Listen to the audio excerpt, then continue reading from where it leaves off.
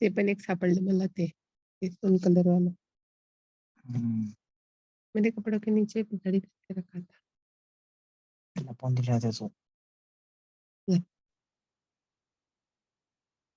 मेरे T shirt बहुत पसंद है। है ऐसा हाँ।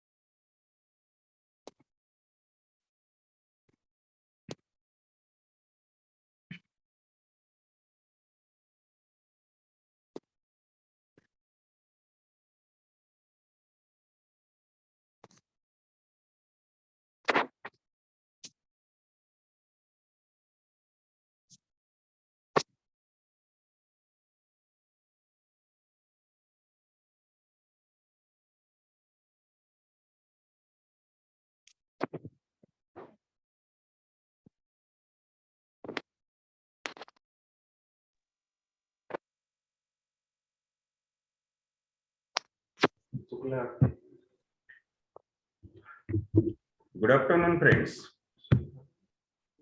Good afternoon, sir. Good afternoon. Yeah, good afternoon. Good afternoon sir. Good afternoon. Good afternoon. Okay. तो हमने अभी तक क्या क्या देखा था केस टेकिंग में?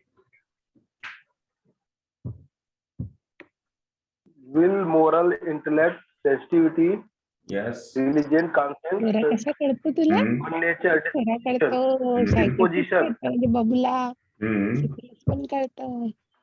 और सुसाइडल थॉट्स कधी येतात?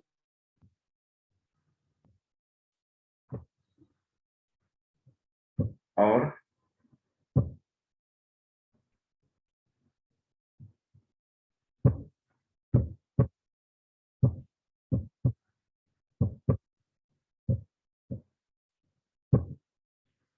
तो हम चाइल्डहुड हिस्ट्री तक पहुंच गए थे ना? Am I हाँ sir, right? Sensitivity, anticipate, anxiety वगैरह, अटैचमेंट देखने के लिए सर, नहीं अटैचमेंट हो गए। हो गया था। अटैचमेंट के बाद चाइल्डहुड गए। History, right? Attachment, मतलब हाँ, हमारे मेंटल्स पूरे कंप्लीट हुए थे। अभी हम चाइल्डहुड हिस्ट्री देखेंगे, right? Fears sir, fears, ask about the fears. Fears के लिए जैसे कि you can ask direct question कि any type of fear about dark, fear about ghost, fear about God, fear about robbers, thieves, like this. तो कोई fear है क्या? किसी टाइप की फियर है क्या? डर लगता है क्या? अंधेरे का डर लगता है क्या? तो you can ask this question directly. और पेशेंट भी इसमें अगर है तो बताएगा, नहीं है तो नहीं बताएगा, right? Okay sir. Yes. Then childhood history. Childhood history ये कौन से डिजीजेस में इंपॉर्टेंट है? तो चाइल्डहुड हिस्ट्री सिंस बर्थ, जो डिजीजेस आफ्टर बर्थ हुए हैं उनमें चाइल्डहुड हिस्ट्री सिंस बर्थ। जो डिजीजेस कंजेनाइटल है उसमें आपको mother's pregnancy history is must. Childhood history में आप प्रेगनेंसी हिस्ट्री में एनसी हिस्ट्री उसमें ऐड कर सकते हैं, मदर्स हिस्ट्री।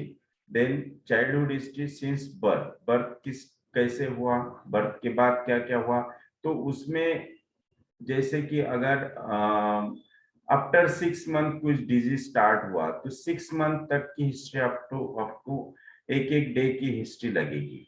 तो इसमें हमें पेशेंट को ऐड दिलाना पड़ता है, पेशेंट के रिलेटिव्स को ऐड याद दिलाना पड़ता है कि पहले मंथ में पहले 8 दिन में क्या हुआ, उसके 8 दिन बाद क्या हुआ, उसके 8 दिन बाद क्या हुआ, पहले मंथ में क्या हुआ, फिर सेकंड मंथ में, फिर ऐसे इस टाइप से हमें उनको पूछते पूछते आगे चलना है। तो बहुत से पेशेंट ऐसा होते कि इतने दिनों का कैसे याद रखना, इतना कितने साल हो गए अभी वो याद नहीं है, तो उनको याद दिलानी पड़ती कि आप डिलीवरी घर पे हुई, हॉस्पिटल में हुई, प्राइवेट हॉस्पिटल में हुई, गवर्नमेंट हॉस्पिटल में हुई, तो मल्टीपल थिंग्स सामने आ जाती हैं कि जैसे अगर गवर्नमेंट हॉस्पिटल में डिलीवरी हुई होगी तो वहां पे तो कितना केयरलेसनेस कुछ हुआ था क्या, कुछ निग्लिजेंसी हुई थी क्या, कुछ एंगर टाइप कुछ हुआ था क्या, कुछ फियर टाइप हुआ था क्या, लाइक दिस।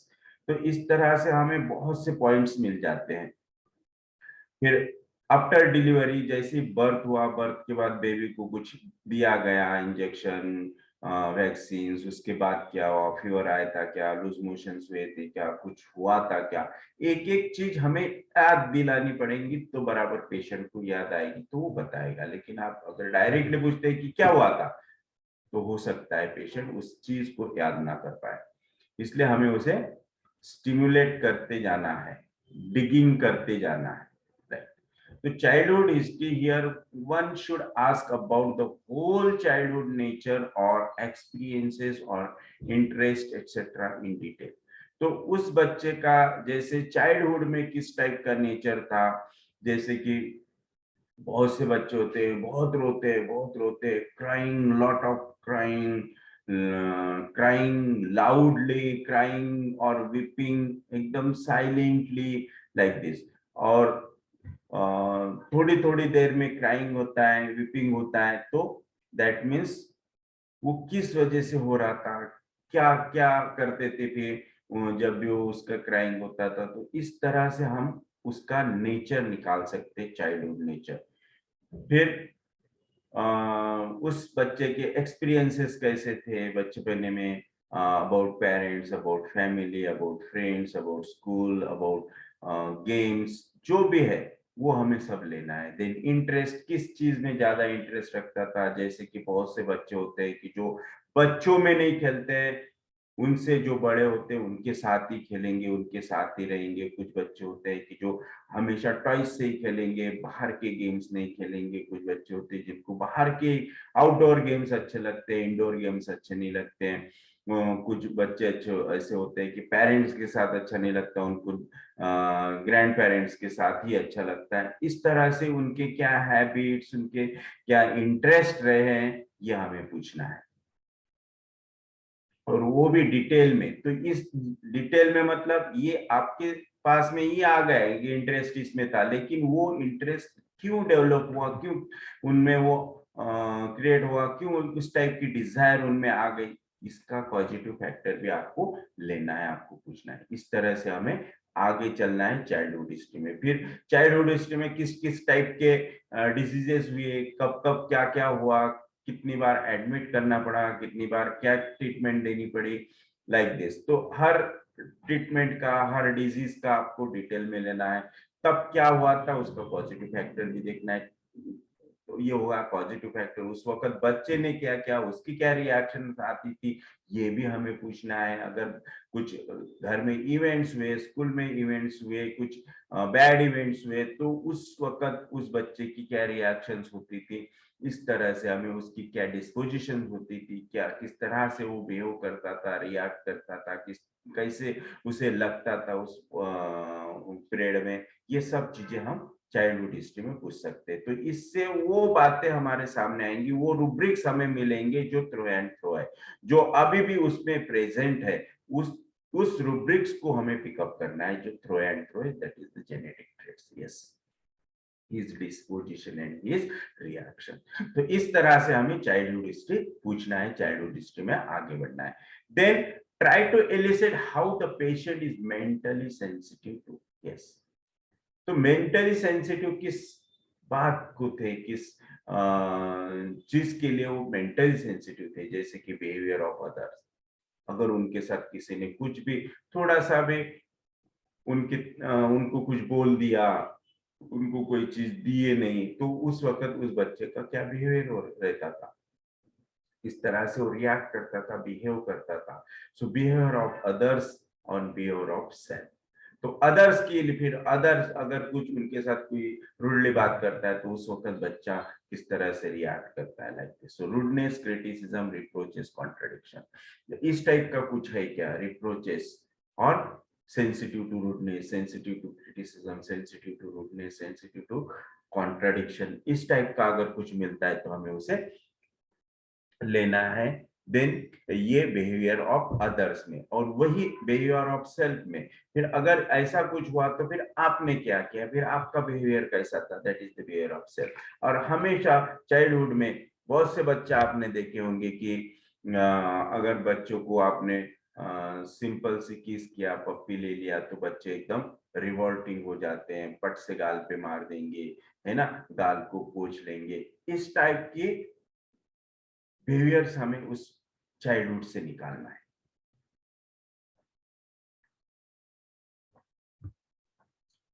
देन इस टाइप की सेंसिटिविटी इस टाइप के बिहेवियर को पेशेंट की रही है। देन सेंसिटिविटी अबाउट सराउंडिंग्स, तो सराउंडिंग्स में जैसे कि म्यूजिक है, नेचर है, क्लीनलीनेस है, रिलीजन है, एनिमल्स है।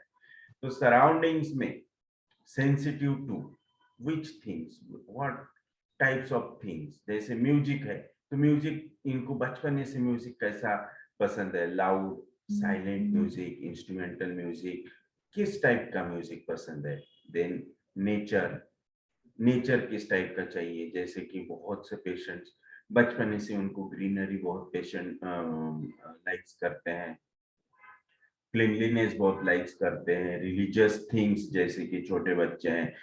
तो ये हमें देखना तो है, ये निकालना है, फिर भी उसके साथ हमें ये भी चीज देखना है कि घर का एटमॉस्फेयर कैसा था, घर के बाकी के लोग इन बातों में इंटरेस्ट रखते थे, घर के बच्चे में इंटरेस्ट डेवलप हुआ, करके उस पर्सनालिटी में वो इंटरेस्ट आया, है ना। How that interest develop in that patient, तो ये हाउ को हमें और डिटेल में लेके जाना है। क्यों क्यों क्यों हुआ ये, उसकी कोई रीजन है क्या, वजह है क्या। यस, अगर वो देख देख के ऐसा कर रहा है तो वो हमारे काम का नहीं है। कोई बच्चा है जिनका घर का इस टाइप का कोई एटमॉस्फेयर नहीं था, कोई इवेंट्स इस टाइप का नहीं हुआ, कोई पर्सन घर का इस टाइप का नहीं है, और ये बच्चा एकदम डिजायर फॉर और सेंसिटिव टू सराउंडिंग में animals, like cleanliness, like music, nature. अब बाकी चीज, बाकी बातों में बाकी लोगों में घर के नहीं है, लेकिन ये बच्चे में आ गया तो वो हमारे लिए इम्पोर्टेंट, तो वो हमें, उसका रेयर है, वो पिक्यूलियर है, उसे हमें पिकअप करना है। तो इस तरह से हमें वो चीज को कंफर्म करके लेना है, उसके जड़ तक जाना है, डिटेल में जाना है कि ऐसा क्यों, क्या हुआ, like this. So sensitive to surroundings में म्यूजिक, नेचर, क्लीनलीनेस, जैसे कि क्लीनलीनेस, ये बच्चा खुद होके अपनी चीजें एकदम जगह पे रखता था, उसे उसकी बैग, स्कूल बैग, किताबें बहुत ही क्लीनली रखता था, अपने कपड़े कभी गंदे नहीं होने देता। ये बाकी लोगों में नहीं, उसके बाकी भाई बहन में नहीं था, लेकिन इसमें आया, तो this is his nature, his genetic trait. Yes, तो इस तरह से हमें हर चीज को रूल आउट करना है, उसे है कि नहीं कंफर्म करना है। Yes, then self, so sensitive to self में हेल्थ, सेंसिटिव अबाउट हेल्थ। कुछ कुछ लोग होते हैं कि बचपन से थोड़ा सा कुछ हुआ तो बहुत केयर करेंगे, उस जहां पे भी लगा एब्रेशंस है, कटून्स है, तो उसकी बहुत केयर लेंगे, उसे वो टाइम पे वॉश करेंगे, ड्रेसिंग करेंगे, कुछ ऑइंटमेंट लगाएंगे, कोकोनट ऑयल लगाएंगे, लाइक दिस। तो ये बचपने से है, that means sensitive to self, health के लिए बहुत ये प्रोमिनेंट उनमें है कि एंजाइटी अबाउट हेल्थ है, केयरनेस अबाउट हेल्थ है ना, that is self health, money, ego, honour, work, discipline, position, success, failures etcetera. तो इस टाइप की बातों को, उनकी सेंसिटिविटी किस टाइप की है, कैसी है, जैसे कि अगर किसी ने थोड़ा सा भी ऊंचा नीचा बोल दिया तो उनको बहुत हर्ट होता है, that mean sensitive to honour है ना, सेंसिटिव ईगो है, सेंसिटिव अबाउट मनी है, हेल्थ है, वर्क है, डिसिप्लिन है, पोजीशन है, लाइक दिस। तो हर चीज का हम रूब्रिक में कन्वर्ट करके इसे ले सकते हैं, लेकिन ये कंफर्म करके अगर है तो ही लेना है, नहीं तो नहीं। जबरदस्ती वहां पे ये क्रिएट नहीं करना है। Yes, then relationship, sensitive to relationship. Sensitive to relationship में बहुत से रूब्रिक्स हमें मिल सकते हैं। Yes, attachment with family, friends, bonds. तो इसमें भी हमें डिटेल में जाना है कि अटैचमेंट विद फैमिली बहुत है, क्यों है इतनी अटैचमेंट, क्यों है? क्योंकि हो सकता है कि बचपने में पेरेंट्स दूर रहते थे, या फिर बच्चा पेरेंट्स से दूर रहता था, या फिर फैमिली मेंबर्स बहुत ज्यादा थे घर में, like this. Then friends, yes, relationship with friend, he is very much sensitive to about relationship with friends. Yes, कि दोस्तों के लिए बहुत ही सेंसिटिव है, बहुत सेंसिटिव है। अगर दोस्त का कुछ हुआ, दोस्त के साथ कुछ हुआ, दोस्त ने कुछ बोल दिया, तो पट से एकदम अपसेट हो जाना। This is sensitive about friends, friendship, bonds. बहुत से लोग होते हैं बॉन्ड्स के लिए, तो बहुत सी चीजें हमारे केस टेकिंग में आती है कि बॉन्ड अगर अच्छे नहीं है, बॉन्ड किस टाइप के हैं, बॉन्ड हेल्दी है, नॉन हेल्दी है, बॉन्ड बहुत स्ट्रांग है या फिर वीक बॉन्ड है इन द रिलेशनशिप। जैसे कि हस्बैंड वाइफ क्लिनिक में आते हैं और दोनों चेयर पे बैठे हैं, चेयर एकदम नजदीक होती है हमारी लगाई हुई, लेकिन ये चेयर दूर करके बैठेंगे, हस्बैंड उधर चेयर खींच के बैठेगा, wife chair. That means the relation of husband and wife is not good, the bond between the husband and wife is not good, perfect. Yes, तो इस तरह से रिलेशनशिप बॉन्ड भी हमें देखने हैं। बहुत से बच्चे होते हैं पेरेंट्स के साथ अटैच नहीं होते हैं, तो वो बोलते हैं कि नहीं हम बाहर उठते, आप बोलो क्या बोलना है। That means the relationship between parents and children is not good. तो इस तरह से हमें अटैचमेंट देखना है, रिलेशनशिप देखना है in family, with friends, with social position, like this. तो इस तरह से ये सेंसिटिविटी माइंड का ही है, तो हमें देखना है। Then but the most important thing which a physician can never forget in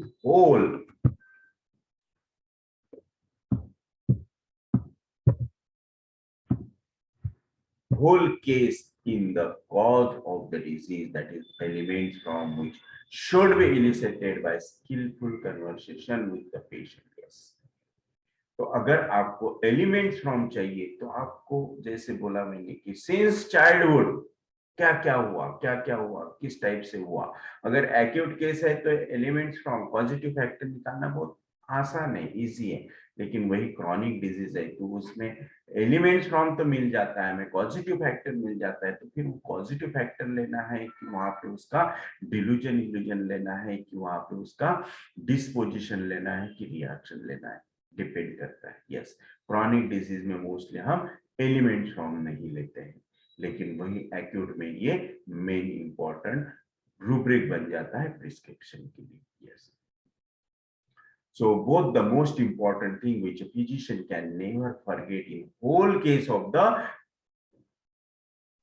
cause of the disease, for example, which should be elicited by skillful conversation with patient. Yes, that to take element from as the prescriptive or the entry point in the case, one should see to it that cause should be recent and related. Yes, तो cause कैसा चाहिए, cause कैसा होना चाहिए, always recent and related. Yes, तो recent and related इसलिए कि हमें ये कॉज एलिमेंट्स फ्रॉम एक्यूट में लेना है। क्रॉनिक में कोई कोई एलिमेंट्स फ्रॉम ऐसे होते हैं जो एक्यूट में भी होते हैं, क्रॉनिक में भी होते हैं। तो क्रॉनिक में अगर है तो हमें वो कंसिडर करना है, क्योंकि बहुत से रूब्रिक्स ऐसे जिस वो रूब्रिक्स नहीं मिलेगा, लेकिन सॉरी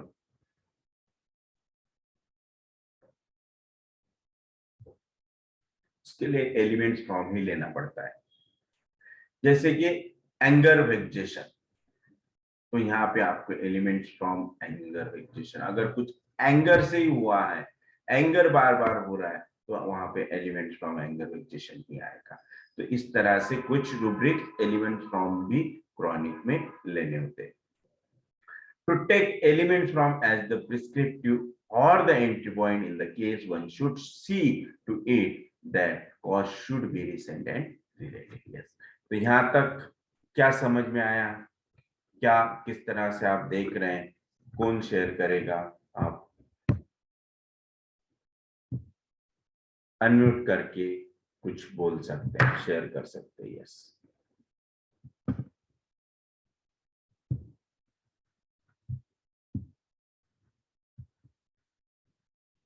यहाँ तक क्या समझ में आया?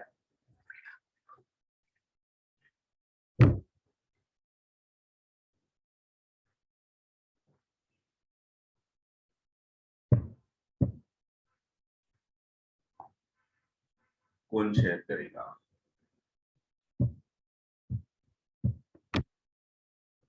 बोलो। आज बहुत से लोगों को शायद पता नहीं था आज क्लास होने वाला है।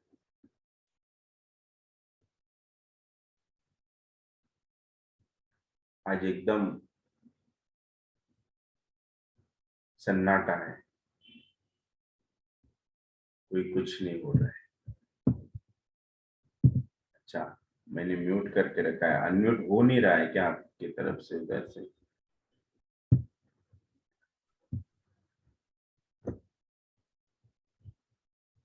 अगर अनम्यूट नहीं हो रहा होगा तो मैसेज डालिए मुझे।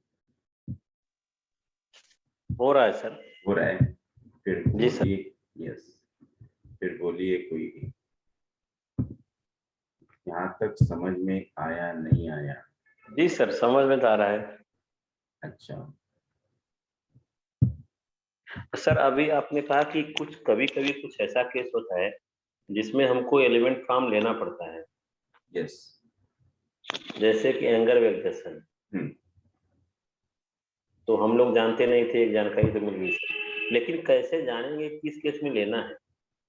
जैसे कि बहुत से रूब्रिक्स ऐसे है कि वो डिल्यूजन इल्यूजन में जाएंगे या फिर उनके लिए कुछ अलग रूब्रिक होंगे। लेकिन अगर सपोज एंगर, गुस्सा आने के बाद, जैसे कि एंगर सप्रेस है ना, एलिमेंट्स बहुत से पेशेंट में एंगर सप्रेस बहुत, मतलब बचपन से एंगर सप्रेस होते हुआ है, एंगर सप्रेस जिसकी वजह से फिर उनको थायराइड हुआ, डायबिटीज हुआ, ब्लड प्रेशर हुआ, है ना, देन जॉइंट पेन्स, आर्थराइटिस हुआ, ऑस्टियोआर्थराइटिस हुआ, ये सब एंगर सप्रेस की वजह से हुआ। अब यहाँ पे क्या लेंगे आप एंगर सप्रेस के लिए? Other rubric. जी जी है ना, यहाँ पे तो हम डिल्यूजन इल्यूजन नहीं ले सकते हैं, डेलिरियम नहीं ले सकते, तो हमें वो लेना ही पड़ेगा एलिमेंट फ्रॉम एंगर सप्रेस। जी। तो क्रॉनिक है लेकिन वो कंटिन्यू जारी है, तो हमको ये ले समझ के उसको क्रॉनिक में यस। मिलाना तो पड़ेगा। ऐसे बहुत से रूब्रिक्स है जो न चाहते हुए भी हमें लेने पड़ेंगे, क्योंकि वो एक्यूट में भी होते हैं और क्रॉनिक में भी होते हैं। Okay, yes. और किसी को कुछ बोलना है? कौन से नियम में आना चाहिए सर ये? जी, एंगर वैक्सेशन सप्रेस जैसे ले रहे हैं तो ये कौन सा मियाजम में आया सर? एंगर वेक्सेशन सप्रेस ये साइकोटिक रूब्रिक हुआ, यस। और बहुत है अनकंट्रोल सप्रेशन है एंगर का, that is syphilitic also. Yes, thank you sir. और एक्सक्यूज मी सर। जी,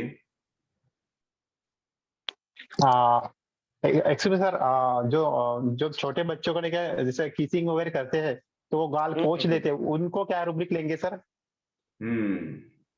हाँ सर, मेरे को ध्यान नहीं आ रहा था, यही सवाल पूछना है। मेरा लड़का करता है सर ऐसे।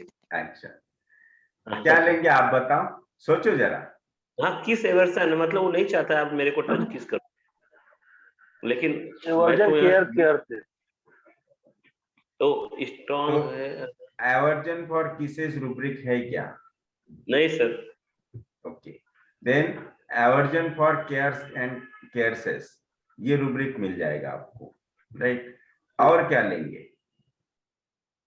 वो अगर किस करने के बाद रोता है, उसको गुस्सा आता है, तो वो एवर्जन फॉर केयर्स एंड केयर्सेस और जी, जी। किसेस हुआ।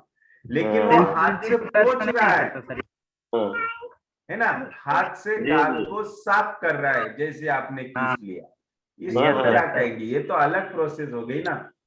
हाँ, यहाँ पे एवर्जन नहीं है, उसने पोंछा, दैट मीन्स लाइक नहीं कर Disgust रहा है feeling. वो, लाइक Yes. नहीं कर रहा है, लेकिन स्ट्रांग एवर्जन, स्ट्रांग नफरत नहीं है उसको, कहीं न कहीं पसंद नहीं कर रहा है मेरे को किस करना। यस, दैट मीन्स अनक्लीनलीनेस एग्रीवेट्स भी ले सकते हैं, या फिर Disgust feeling ले सकते हैं क्या? डिस्गस्ट नहीं। Okay. कुछ बच्चों को सर कोई छूता है, छूना तक पसंद नहीं होता, वो क्या आ जाएगा? वहां पे आप थोड़ा फास्टिडियस सा भी भी ले टच नहीं सकते करना। हैं, फास्टिडियस भी ले सकते हैं उस बच्चे के लिए, डिफाइंड भी इतना ले ज्यादा सकते हाइपर हो हैं। जाते हैं छूने से। इतना हाइपर हो जाते हैं कि बिल्कुल अपने आप को चोट पहुंचा लेते हैं कई बार ऐसे। वो डिफाइंड हो गया। सर डिफाइंड होगा मेरे ख्याल से जो आप Yes. बोल रहे हैं। यस, डिफाइंड हाँ। होगा। हाँ, क्योंकि मेरा लड़का अपने आगे सुनता नहीं किसी का, फाइट करता है सबसे, है ना। इसका मतलब इसीलिए वो लाइक नहीं करता है कि मेरे को किस करे, वो अपनी छोटी बहन को किस कर लेगा, लेकिन वो करेगा, उसको कोई नहीं करने देता है। वो डिफाइंड हुआ। और कुछ जी। बच्चे ऐसे होते हैं कि जो एकदम आके गले में पड़ जाते हैं, है ना, वो खुद किस करेंगे, फिर आप को किस करने को लगाएंगे, है ना। ये क्या हुआ? ये अफेक्शनेट है, लविंग चिल्ड्रन है। एफेक्शनेट है, लविंग है, लविंग है, लाइक्स केयर्स एंड केयर्सेस, जी, है ना। यस। जिसके देखो उसको गले लग जाना है सर। और उसमें इंपॉर्टेंट रूब्रिक आएगा क्लिंगिंग। अच्छा सर, अच्छा सर, क्लिंगिंग। क्लिंगिंग, जो उछलता कूदता है गोदी में आ जाता है सर। हाँ, घर पे है, घर पे जो उछलता कूदता है गोदी में आता है, किस करता है, किस देता है, किस लेता है, क्लिंगिंग तो गले लेकिन में सर पड़ता है तो क्लिंगिंग, हाँ, हाँ, करता है, गले में आता है। जी जी, लेकिन अगर ऐसा ही केस है सर और क्लिंगिंग में स्ट्रामोनियम है, उसमें ड्रग रेमेडी केवल स्ट्रामोनियम पड़ी है वहां पे। मैग्नेटाइज डिजायर भी लेंगे उसमें, मैग्नेटाइज डिजायर। अच्छा अच्छा, ओके। मेरा लड़का ऐसे ही करता है, उछलता कूदता है, चिल्लाता है, गोदी में आ जाता है, वेट करता रहता है, डैडी कब आएगा कब आएगा।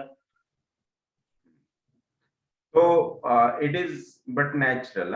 अगर पेरेंट्स के लिए है तो नेचुरल हुआ वो, अगर ये दूसरों के साथ भी है तो वो रूब्रिक बनेगा। पेरेंट्स तो प्लेफुल कर सकते हैं ना सर इसमें। हाँ, प्लेफुल भी बच्चे का अगर उसे ले सकते हैं, लेकिन पेरेंट्स के साथ है तो नहीं लेना है, क्योंकि वो तो एक हैबिट बन जाती है बच्चों की। और आजकल तो बच्चे ये देख देख के ज्यादा सीखते हैं, क्योंकि स्कूल में बहुत से पेरेंट्स आते हैं, तो बच्चे दूसरे दूसरे बच्चों का पेरेंट्स का देखते हैं, तो लेकिन सर देख के अगर ना सीखा हो बच्चा, तो जैसे मेरे घर में और भाई लोग हैं, उनका किसी का बच्चा नहीं करता है, मेरा छोटा बच्चा था हाँ, तभी वो से। इम्पोर्टेंट हो जाएगा, वो इम्पोर्टेंट, वो एफेक्शनेट हो जाएगा। सर क्लिंगिंग में ड्रग है अगर स्ट्रामोनियम, और उसका और जनरल सिम्टम लेके हायोसाइमस आ रहा है, तो क्या हायोसाइमस पकड़ेंगे कि स्ट्रामोनियम पकड़ेंगे? देखो, फिर आपको वो डिस्पोजिशन पे जाना पड़ेगा, क्योंकि हायोसाइमस ये बहुत ही मिस्चीवियस, एंटिक्स प्ले, इस टाइप का बच्चा रहेगा, तो वहां पे यस, एक्स्ट्रा ऑर्डिनरी रहेगा। और स्ट्रामोनियम कैसा फियरफुल रहेगा, फ्राइटफुल रहेगा, यस, फियर ओवरपावरिंग रहेगा। हाँ, और ये स्ट्रांग है, मिस्चीवियस, स्ट्रांग, इंटेलिजेंट, स्ट्रामोनियम कहीं न कहीं वीक है, तो अपने को वहां क्लिंगिंग स्ट्रामोनियम को छोड़ देना है। Yes.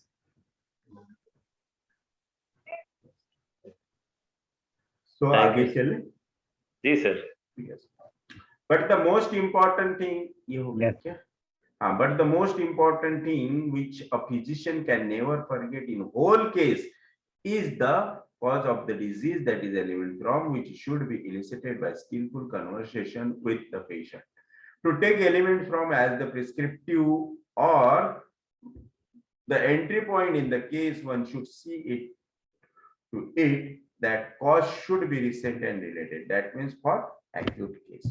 So one should keep in mind that for a psoric disease, the cause has to be a psoric case.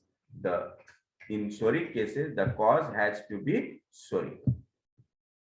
और chronic disease में तो आपको chronic disease, that is the theory of chronic disease he apply करनी पड़ेगी, that is the Mahajan. Okay, so for example अपन अब यहाँ पे देखेंगे कि सोरिक कॉजेस कौन से है, साइकोटिक कॉजेस कौन से और सिप्लेटिक कॉजेस कौन से. तो psoric causes, which are the psoric causes?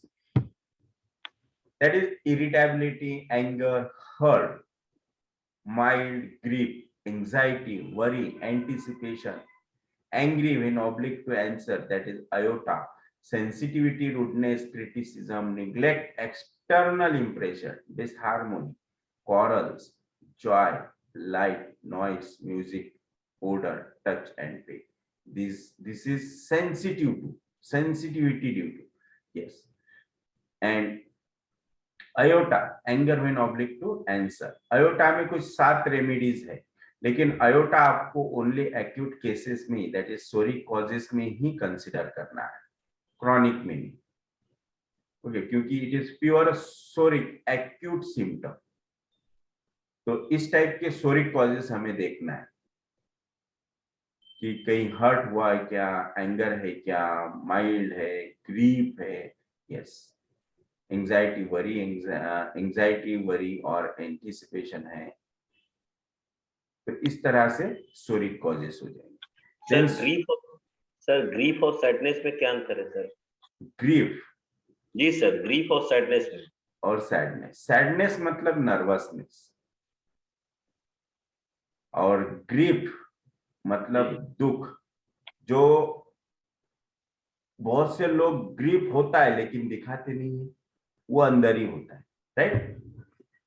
और सैडनेस मतलब वो सैडनेस में ऐसा नहीं रहेगा कि दिखाना नहीं करके, दिखाया नहीं, सैडनेस झलकेगा उसके हर एक्शन में से. ये बहुत अंदर से एकदम सैड है, नर्वस है, और किसी बात में उसका मन नहीं लगेगा, किसी काम में, किसी एक्टिविटीज में उसका मन नहीं लगेगा. This is sadness. और ग्रीफ मतलब दुख है, अंदर मन में है दुख. ये तभी बाहर आएंगे जब आप उसको स्टिमुलेट करेंगे. और सैडनेस वाला तो दिखाई देगा कि ये सैड है आज, है ना. हम देखते बराबर बोल देते हैं क्या हुआ भाई, आज क्यों इतने नर्वस हो, सैडफुल हो. This is sadness, nervousness.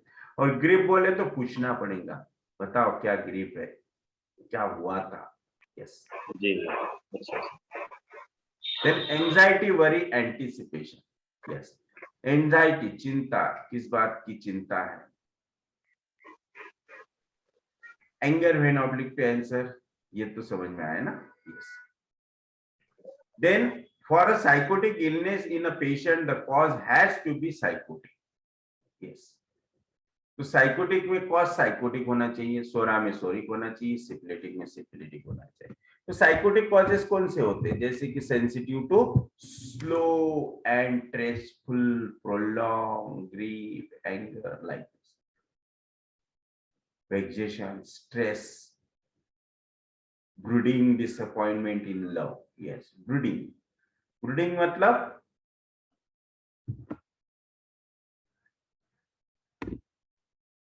बहुत सोचते रहना, वही बात बोलते रहना, that is brooding.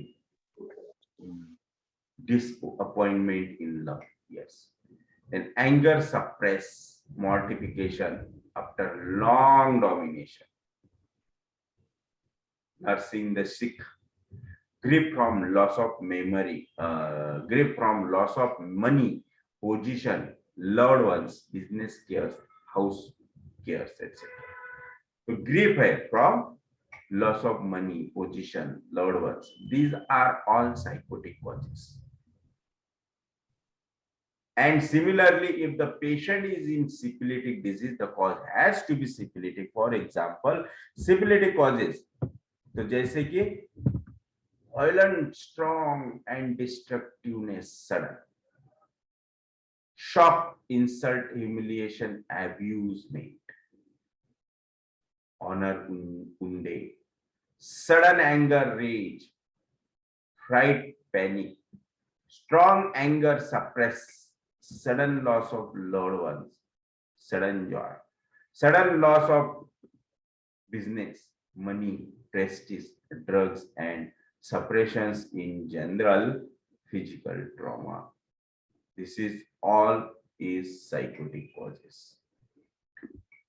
तो साइकोटिक कॉजेस में देखो यहाँ पे एलिमेंट्स फ्रॉम लेना नहीं है, लेकिन देखो वायलेंट स्ट्रॉन्ग एंगर आ गया, रेज आ गया, डिस्ट्रक्टिवनेस रूब्रिक आया, शॉक आया। शॉक में अब आपको शॉक वैसा रूब्रिक नहीं मिलेगा, वहां पे आपको एलिमेंट्स फ्रॉम शॉक ही लेना पड़ेगा। इंसल्ट में आपको एलिमेंट्स फ्रॉम इंसल्ट ही लेना पड़ेगा।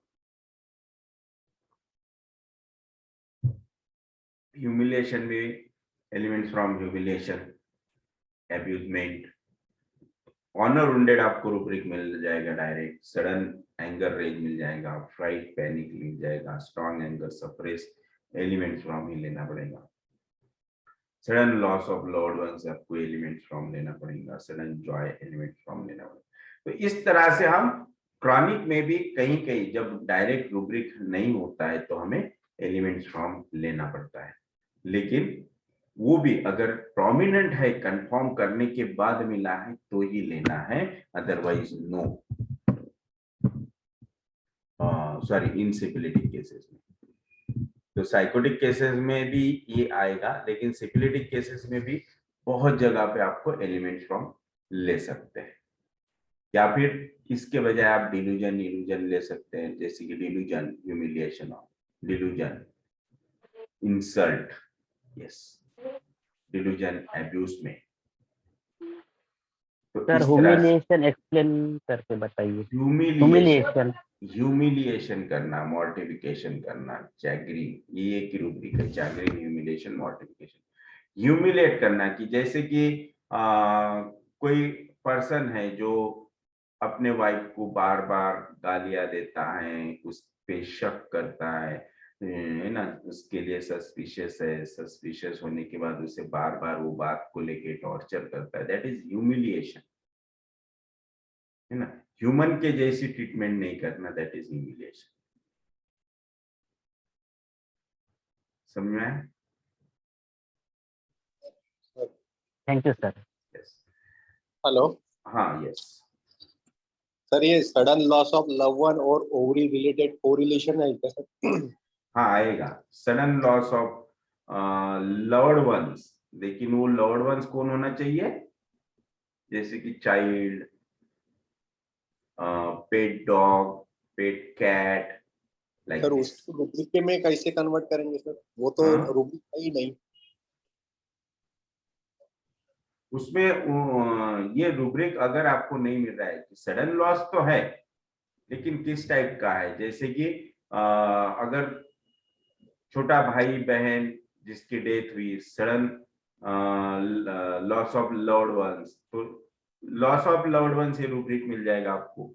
देन अगर छोटा है तो वो किस तरह से ट्रीट कर रहे थे, मतलब उनका इमोशन, उनका अटैचमेंट किस तरह से था, लाइक बच्चे जैसा वो ट्रीट कर रहे थे, तो that is the elements from death of child, elements from shock, elements from क्या बोलते हैं, विच लॉस,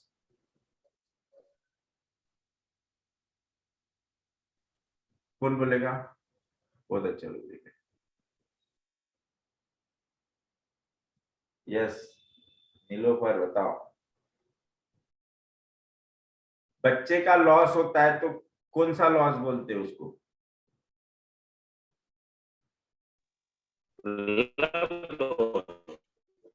आवाज।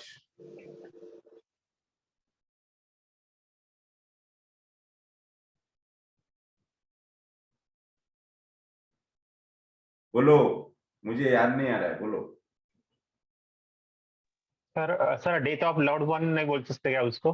बोल सकते ना, प्रोफाउंड लॉस जिससे बोलते हैं।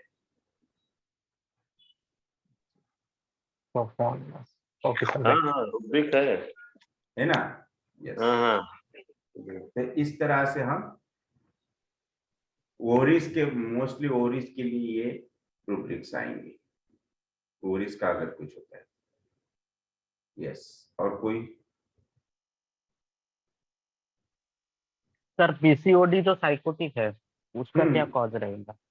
ये तो जो अभी बताया, profound loss of loved once, loss of property, loss of child.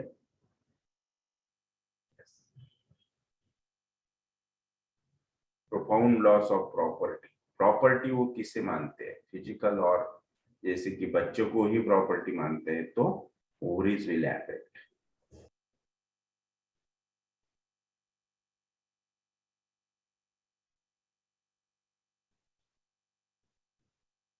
ठीक है, चलो आगे बढ़ते हैं।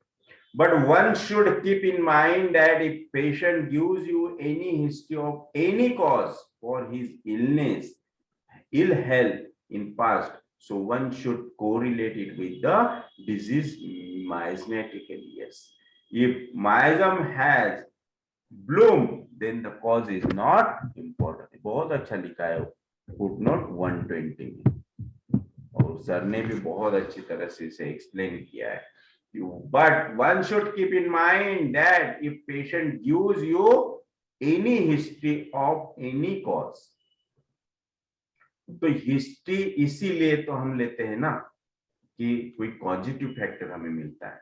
तो अगर पेशेंट हिस्ट्री देता है तो बहुत ही अच्छा, और if history of any cause of his illness, ill health in past, so one should correlate it with the disease miasmatically. तो पॉजिटिव फैक्टर तो मिल रहा है, हिस्ट्री तो मिल रही है हमें कॉज की, तो हमें उसे मायाजम से कोरिलेट करना है। तो अकॉर्डिंग टू मायाजम उसे हमें कन्वर्ट करना है, कि जैसे हमने अभी ऊपर देखा कि सोरिक causes, psychotic causes and syphilitic causes, तो ये हमें माइजमेटिकली उसका एलिमेंट्स फॉर्म लेना है, उसका पॉजिटिव फैक्टर कंसिडर करना है। So, ये मायाजम हैज ब्लूम, अगर मायाजम वहां पे ऑलरेडी ब्लूम है, कि जैसे कि सिफिलिटिक डिजीज अभी हुआ लेकिन उसके पहले से वहां पे सिफिलिटिक मायाजम प्रेजेंट है, देन वहां पे फिर miasm elements from is not important. If miasm has bloom then the cause is not important. Already अगर मायाजम वहां पे प्रेजेंट है तो इस तरह से हम मेंटल हिस्ट्री में, उसके बाद थोड़ी जनरल हिस्ट्री यहाँ पे बताएं, तो उसे इस तरह से हम देख सकते हैं, ले सकते हैं। Yes,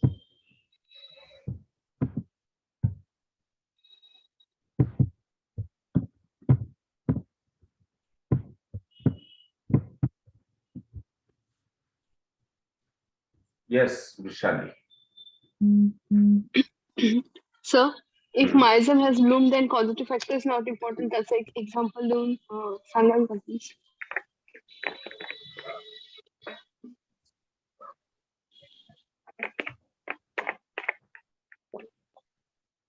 Yes, if miasm has bloomed since childhood और अभी उसे कुछ हुआ है सिफिलिटिक, जैसे कि चाइल्डहुड में the baby born with cesarean section, after that the baby goes in asphyxia, है ना, then some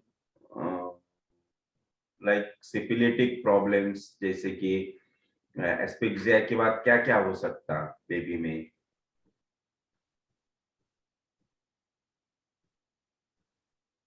बोलो, कौन बोलेगा? Distress, respiratory distress, respiratory distress. उसके बाद क्या क्या हो सकता? ऑक्सीजन लेवल कम होने की वजह से क्या होगा? ब्रेन क्लॉट हो गया, है ना, ब्रेन की एक आधी आर्टरी ब्लॉक हो गई, जिसकी वजह से वन साइड पैरालाइज हो गया, बच्चा सीटी हो गया, है ना, सेरेब्रल पाल्सी हो गई। That means the मायाजम is already blue, बच्चा सिफिलिस लेके पैदा हुआ, और अभी वो 10 या फिर 11 साल का है, और अभी उसे वापस कुछ जैसे कि एक्यूट रीनल फेलियर हो गया, या फिर एक्यूट क्रॉनिक रीनल फेलियर होगा, या फिर माइलॉइड ल्यूकेमिया हो गया, then miasm was already present. उसके बाद ये हुआ, तो वहां पे कॉजेटिव फैक्टर इंपॉर्टेंट नहीं, वहां पे आपको देखना पड़ेगा उसके disposition and reaction. Understand? Yes, sir. Yeah. So after listening or taking the whole case, don't rely completely on patient. Carefully observe your patient for how was he talking to you? How was he answering your questions? What was the quality of speech? How were the expression of the patient about their sufferings during whole conversation? तो ये questions यहाँ पे दिए हैं कि जब हमें लगता है कि पेशेंट कुछ सही नहीं बता रहा है, हमारे मन में डाउट आ जाता है कि ये कुछ तभी छिपा रहा है या फिर कुछ रॉन्ग इंफॉर्मेशन दे रहा है, देन हम इस टाइप के क्वेश्चंस पूछ सकते हैं और उसे कंफर्म कर सकते हैं कि पेशेंट का एक्चुअली क्या है, क्या मीनिंग है, क्या बताना चाहता है, बोलना चाहता है। Yes, so never totally believe the patient blindly. Try to see whether the person sitting opposite to you is honest, liar, boaster or manipulative while talking, while taking the case. Yes, तो इस तरह से confirm करके लेना है, confirm करके। So honest है, lawyer है, बोस्टर है, मैनिपुलेटिव है। There are many certain things which one cannot forget to make their note of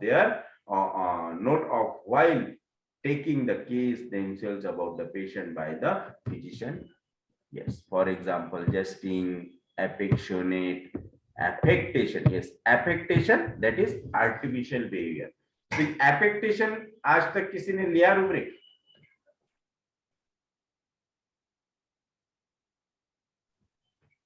बहुत अच्छा रूब्रिक है। एफेक्टेशन मतलब आर्टिफिशियल बिहेवियर। हाँ, नकली दिखावा सर, जो दिखा रहा है।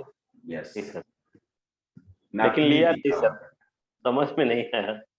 बहुत से पेशेंट जैसे कि दो भाई बहन है और भाई छोटा है और बहन बड़ी है, तो वो ऑलवेज दिखाता है कि देखो मेरे अंडर रहना पड़ेगा, मेरा सुनना पड़ेगा, जैसे पापा का सुनती वैसे मेरा सुनना पड़ेगा। Effect artificial behavior, dominating like this. So affectation, या फिर जानबूझ के कुछ तो भी एक्शन करना, कुछ तो भी ऐसे दिखाना जैसे कि उसे कुछ दिखाना है पेरेंट्स को कि नहीं आज उसकी तबीयत खराब है, तो ढोंग जो बोलते हैं अपन, ढोंग करना, बीमार होने का। पेट पकड़ लिया सर, पेट पकड़ लिया, मेरा हाथ दुख रहा, मेरे को लिखते नहीं रहा हाथ से। This is affectation. लेकिन सर जैसे एक बहन अपने भाई को डांट रही है, बता रही पापा ऐसे बोलते हैं, ऐसे करना है, ऐसे रहना है, तो ये तो डोमिनेशन हुआ ना, अफेक्टेशन डोमिनेशन हुआ और उसे आर्टिफिशियल बिहेवियर भी कह सकते हैं। अच्छा अच्छा, मतलब पापा जैसे कहते हैं वैसे करना है तुमको, अगर छोटे पापा जैसा वो खुद को समझना और अच्छा अच्छा अच्छा, अंडर कंट्रोल, तो पापा का ऑर्डर मनवाने में खुद को पापा जैसा समझना। Yes, bashful, naiveness, cautious, coquettish, flirting, buoyancy, censorious, critical, sarcastic, restlessness, hyperactivity, hurried nature, effeminate, mannish behavior, graceful, obsequious gestures, lamenting, begging, clinging, frivolous, inciting, crank, shameless, popish, vanity, loquacity, talking speed, attention seeking or playing antics, self-esteem or ego, the way patient laughs or talks, the way patient sits in front of him. These are all rubrics. बहुत अच्छे rubrics है ना। Jesting मतलब हंसी मजाक करना, हंसी मजाक करना। एफेक्टेशन मतलब आर्टिफिशियल बिहेवियर। बाशफुल पेशेंट आपके सामने कभी नहीं बताएगा, बाशफुल आंखें नहीं मिलाएगा, दैट इज बाशफुल। नाइवनेस है ना, दूसरों से जलन। कॉशियस, बहुत ही कॉशियस है, कोकेटिश है, यस, कोकेटिश, फ्लर्टिंग है ना, नखरेल जिसे हम बोलते हैं, फ्लर्ट करना किसी के भी साथ। कैसे समझेंगे सर फ्लर्ट कर रहा है? बिहेवियर देख के हम कैसे पकड़ पाएंगे? बिहेवियर देख के, रिलेटिव्स से जानकर, आपकी क्लिनिक में आया पेशेंट, आपके क्लिनिक में 1 घंटे से बाहर वेटिंग में बैठा है, तो आपको ध्यान में आ जाएगा कि वो किस तरह से फ्लर्ट कर रहा है। अगर कोई पेशेंट है दूसरा, किस तरह से देख रहा है, किस तरह से वो नजदीकी बढ़ा रहा है, बात करके, पूछ के, पहले इधर इधर की बात किया, तो ये हमें ऑब्जर्व करके मिलेगा। जी जी। तो एक्चुअली सर कुछ पे अब फ्लर्टिंग ये हुआ, फ्लर्टिंग, लेकिन कोकेटिश कैसे निकालेंगे? मेरे पास एक पेशेंट आती थी जो कोकेटिश थी, बराबर आते बराबर जैसे दरवाजा, ओ मैं कमिंग डॉक्टर, वाह डॉक्टर आज आप कितने स्मार्ट लग रहे हैं, इस तरह से। सामने वाले को सेक्सुअली एक्साइट करना संभव है। दैट इज कोकेटिश, नखरेल पना दिखाना। ओ है ना, आप तो बहुत ही है ना, आप बहुत ही अच्छा मजाक करते हैं, आप बहुत ही, मतलब वो कुछ टाइप के होते हैं ना बिहेवियर, कैसे सामने वाले को प्लीज, हाँ, फंसाना, प्लीज करना, उसको बढ़ाना, खुद की भी तारीफ करवा के लेना, लाइक अपना काम निकाल लेना। तो ये हो गए कोकेटिश। देन buoyancy मतलब जिसे हम हल्का बोलते हैं, हल्का, जो एक आधी हल्की चीज है, जैसे कोयला होता है ना, कितना भी पानी के अंदर छोड़ दो ऊपर आएगा, बह के जाएगा, है ना, उसके ना वो भीगेगा ना एब्सॉर्ब करेगा पानी, कुछ नहीं, वो काय में भी डाल दो तो वो उसमें से बाहर निकल के आएगा। This is buoyancy। तो buoyancy वाले पे कोई असर नहीं होगा, वो किसी भी चीज से बराबर से बाहर निकलेगा, दैट इज buoyancy। लेकिन समझेंगे कैसे सर? ये तो पेशेंट क्या ऐसा करेगा कि हमको समझ में आएगा कि यहाँ से निकल रहा है, मतलब buoyancy वाले को कितने भी फ्लर्ट करने दो, सेफ रहेगा, उसे कुछ फर्क नहीं पड़ेगा। Yes. Then censorious, critical, sarcastic, है ना, सार्केस्टिक रिमार्क्स बनाना, टॉन्ट मारना, restlessness, hyperactivity, hurried nature, effeminate तो आपको बातों पर से समझ में आ जाएगा, है ना।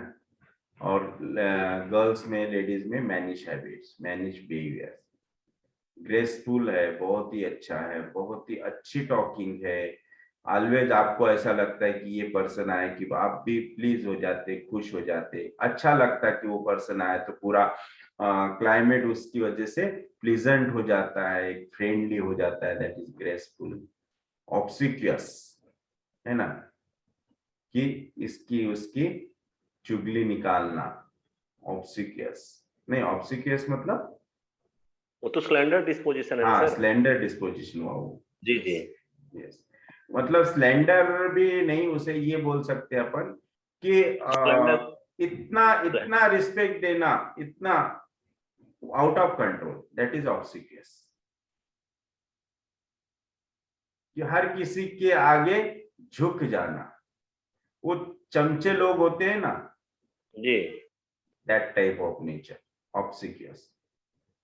अच्छा अच्छा, किसी का जैसे लोमड़ी को लोग कहते हैं शेर का चमचा है, किसी की भी हाजी हाजी करना, आई आंसर, राइट आंसर, लीजिए ना सर, है ना, लाइक दिस, दैट इज ऑब्सिक्यूअस। ये ऑब्सिक्यूअस मालूम है आपको, एमबीए के लोगों को पढ़ाया जाता है, जो बिजनेस, होटल बिजनेस में, होटल मैनेजमेंट की जो स्टूडेंट होते हैं, आप देखो, अगर आप होटल में जाते हैं तो वहाँ के जो सर्विस बॉय होते हैं वो किस तरह से बिहेव करते हैं, मतलब किस तरह से आपको बुलाएंगे, यस सर, वेलकम सर, झुक के sir, thank you sir, thank you very much sir, like this. हर बात को ऑब्सिक्यूअसली लेना, छोटी सी बात, सॉरी सर, अभी ला देते हैं, अभी कर देते हैं, अभी ये करते हैं, वो करते हैं, झुक के बात करेंगे, तो इसको कहते हैं ऑब्सिक्यूअसनेस।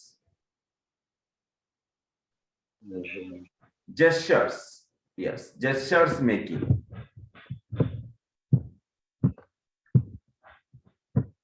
हाथ से, चेहरे से। देन लैमेंटिंग, हमेशा रोते रहना। रोते मतलब किसी भी बात के लिए नेगेटिव एटीट्यूड, नहीं ऐसा ही नहीं, मेरे साथ ऐसा ही होता है, मेरे साथ कभी सही नहीं हुआ, यही हुआ, वही हुआ, हर चीज को नेगेटिवली लेना, रोते रहना, कभी खुश नहीं रहना, लैमेंटिंग। बेगिंग, हमेशा ऑलवेज बेगिंग, किसी भी चीज के लिए। जैसे कि हमारे पास भी आता है तो डॉक्टर साहब प्लीज इतना कर दीजिए ना, इतना अच्छा कर दीजिए ना, जल्दी कर दीजिए ना, like this, begging. Clinging, frivolous, yes, frivolous, तो ये उसको भी बोल सकते कि जो एकदम से ही आपके साथ फ्री हो जाना, बहुत ही पर्सनल चीजें भी शेयर करना, पर्सनल चीजों पे भी बात करना, पर्सनली ओपन अप होना, दैट इज फ्रियोलस। बराबर है? फ्रियोलस का मीनिंग बराबर बताया ना मैंने?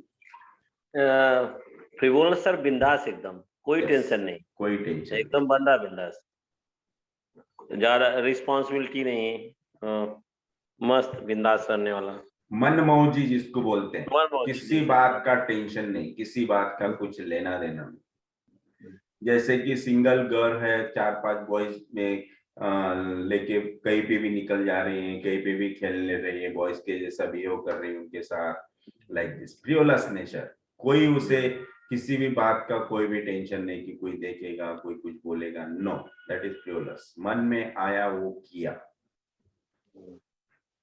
इंसाइटिंग, किसी की भी नक्कल निकालना। क्रैंक, ऑलवेज क्रैंक, छोटी छोटी बात पे भड़क जाना, क्रैंकीनेस, एकदम अपन बोलते ना कि कुछ भी। इंसाइटिंग, नकल, इंसाइटिंग का मतलब नकल निकालना सर। हाँ, नकल निकालना ही होता है इंसाइटिंग, इंसाइटिंग।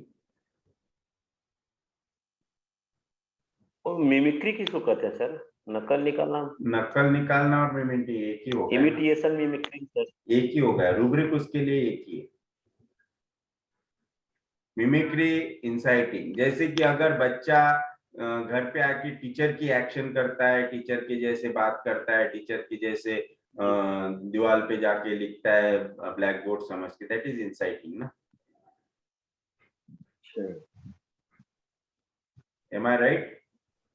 जी पता नहीं सर, मैं तो माय स्टूडेंट, पुराने स्टूडेंट बोलो, बराबर है कि रॉन्ग है कि राइट है? उत्तेजन करना जी, उत्तेजन करने, खोड़ी करना, हाँ वही मिमिक्री हुआ ना, फिर कोडी करना।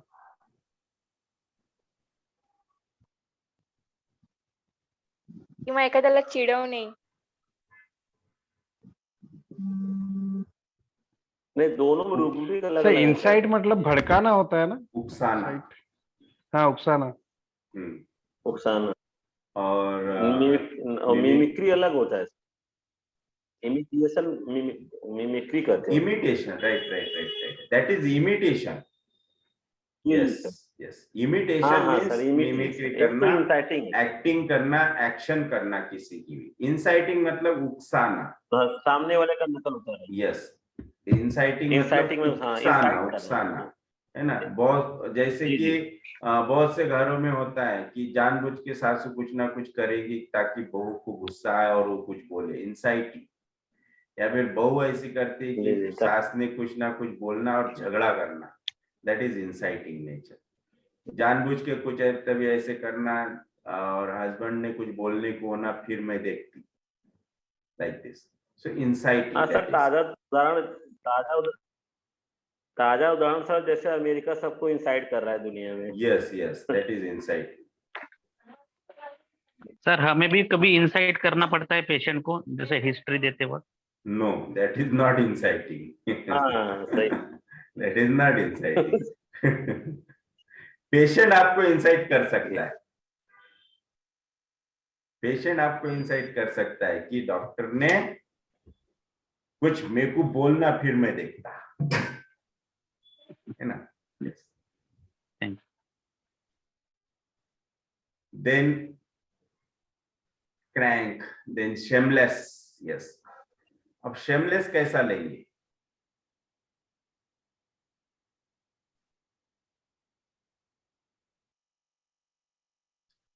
शेमलेस रूब्रिक की जैसे कि हमारे यहाँ मोस्टली क्या होता है, हमारे जो केस टेकिंग के कैबिन्स है उसमें जब असिस्टेंट डॉक्टर हिस्ट्री लेते हैं तो कोई कोई पेशेंट है ऐसे बस रिलैक्स होके बैठेंगे, है ना, उनका पैर इधर असिस्टेंट को जाके लगता है, बार बार लगता है ना, फिर भी उनके समझ में नहीं आता है, that is shameless.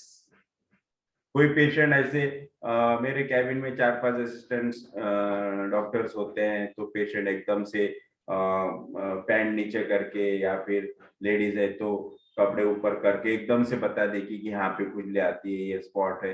This is seamless, no हिचकिटाहट, है ना, कुछ पूछना नहीं, बोलना नहीं कि मेरे को कुछ दिखाना है, मुझे कुछ प्राइवेट बात करना है। सिंपल पेशेंट इस तरह से जाएगा और सेमलेस पेशेंट बिंदास।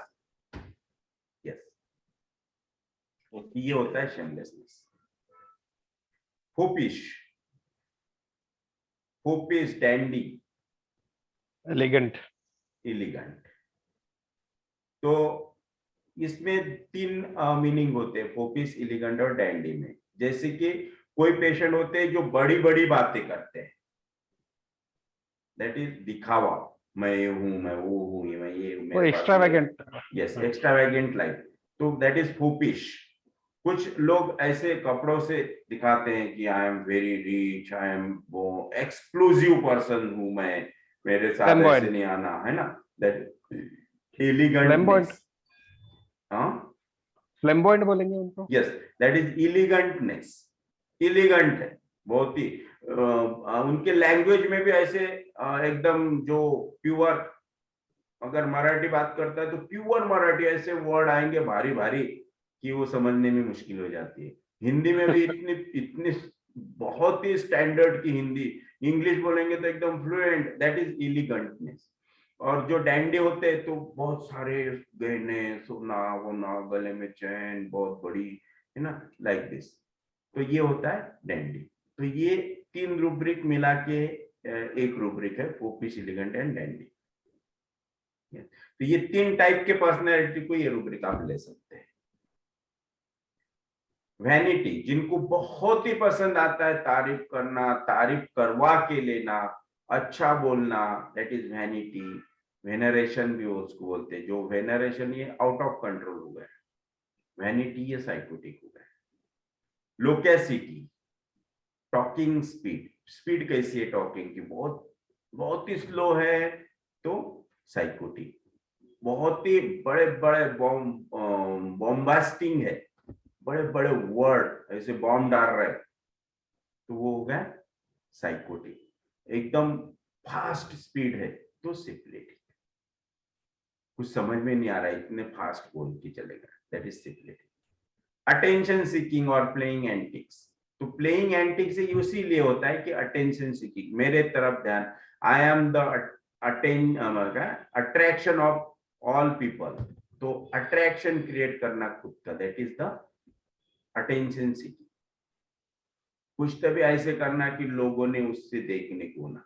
आप देखो जो अटेंशन सीकिंग बॉयज होते हैं, चिल्ड्रंस होते हैं, किड्स होते हैं, वो क्या करते हैं, अगर पेरेंट्स किसी के साथ बात कर रहे हैं तो ये बार बार कुछ करेंगे, आके डिस्टर्ब करेंगे बीच में, कि ताकि वो उनके तरफ अटेंशन जाना चाहिए हमारा, दैट इज अटेंशन सीकिंग। कुछ तभी एंटिक्स करेंगे, जानबूझ के कुछ ना कुछ उस वक्त करेंगे, तो उस वक्त जो भी बच्चे जिस तरह से बिहेव करते हैं, that is antics. self esteem or ego. Yes, the way patient hugs, laughs or talks. The way patient laughs or talks. किस तरह से पेशेंट बात कर रहा है, किस तरह से हंसता है। कि बहुत से लोग दिखावे के लिए हंसते हैं, जानबूझ के हंसते हैं, हंसी नहीं होती लेकिन दिखावा, दैट मीन्स हॉटी पर्सन। तो वो हंसी भी पहचानते आनी चाहिए कि अगर किसी को टॉर्चर करने के लिए हंस रहे हैं या फिर किसी को नीचा दिखाने के लिए हंस रहे हैं, like this. Then the way patient sits in front of you, आपके सामने पेशेंट किस तरह से बैठा है, रिलैक्स है कि एकदम एंग्जियसली बैठा है कि एकदम इगोइस्टिकली बैठा है। Yes yes Vrishali. लहान मुलं म्हणजे छोटे बच्चे अगर उनको कुछ बताना नहीं रहा या फिर कुछ बात नहीं करने की रहा, तो अगर वो पानी पी रहे या फिर ऐसा कुछ कर रहे कि तो एंटिक्स यानी कि उनको बात ही नहीं करना या फिर बोलना ही नहीं, ध्यान ही नहीं देना और वो दूसरा एक ही करते जा रहे, तो उसको एंटिक्स नहीं, वो आपका अटेन्शन सीक करने के लिए कुछ कर रहे हैं तो एंटिक्स नाही। जसं एक छोटी मुलगी पेशंट तर मी तिला विचारत होती किंवा तिच्या सोबत बोलत होती, तर तिला बोलायचं नव्हतं, बघायचं नव्हतं माझ्याकडे, तर ती कंटिन्यू पाणी पित होती, तर त्याला काय म्हणणार? अटेन्शन सीकिंग नाही, पण तिला तर कोणाचं अटेन्शन नको ना, म्हणजे तिच्याकडे कोणी लक्ष नको द्यायला. म्हणजे तिची मम्मी पण म्हणाली की घरी पण जर हिला कोणाशी बोलायचं नसेल किंवा कोणाला इग्नोर करायचं असेल, म्हणजे बघायचं नसेल किंवा काय, तर ही एकच गोष्ट करत राहणार. म्हणजे जसं ती क्लिनिक मध्ये फक्त पाणी पित होती, बॉटल मधलं पाणीच पित होती, की मग तिला काही बोलायचंच नाही. तर पण पाणी का पित होती? तिची मम्मी म्हणे की तिला तुमच्याशी बोलायचं नाही किंवा तिला काही सांगायचं नाही, म्हणून ती कंटिन्यू पाणीच पिते, म्हणजे ती अशीच करते म्हणाले. तर याच्यामध्ये आहे ना strange actions in,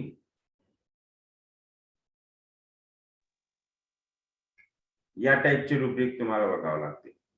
strange actions, strange attitude, strange behavior.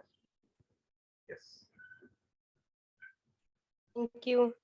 Yeah. So, pro forma for case taking is not a hard and fast rule. You take a case in this pattern. Only our aim is to get the genetic constitutional simillimum, of which the first step is good case taking, which should be developed as an art by each and every predictive model.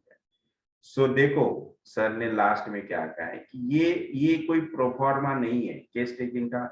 मैंने भी आपको बताया था कि case taking का कोई proforma नहीं होना चाहिए। जिस तरह से आप ले रहे हैं पेशेंट, खाली आपके माइंड में होने चाहिए कि आपको क्या क्या कवर करना है, क्या क्या देखना है। वो सब पॉइंट्स, वो सब हेडिंग्स आपके माइंड में होने चाहिए और वो सब कवर होने चाहिए हमारे केस टेकिंग में। तो इसका कोई प्रोफॉर्मा नहीं होता है। पेशेंट जिस तरह से बता रहा है आप उस तरह से चले जाओ पेशेंट के साथ, लेकिन वो सब बातें फिर निकालो उससे।